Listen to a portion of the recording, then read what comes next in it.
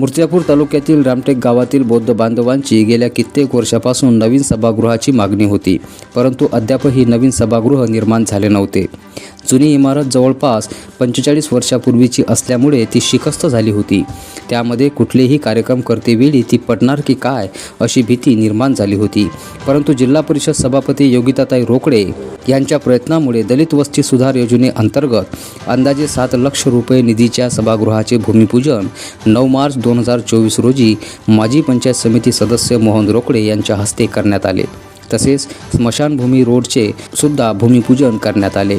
यावेळी रामटेक येथील सरपंच रुपाली अशोक ठाकरे, उपसरपंच प्रमोद सपकाळ, राहुल रोकडे, ग्रामपंचायत सचिव लक्ष्मणराव चुडे, ग्रामपंचायत सदस्य नितेश चक्रे, भावेश किर्दक, रश्मी रंगारी, पूनम किर्दक, अनुराधा किर्दक, रजनी पवार, नारायण किर्दक, ओंकार किर्दक, रामेश्वर किर्दक, गौतम खंडारे, योगेश किर्दक, शुद्धोधन किर्दक, अशोक ठाकरे, सुभाष खंडारे, जनार्दन किर्दक तसेच मोठ्या संख्येने महिलांची सुद्धा उपस्थिती होती.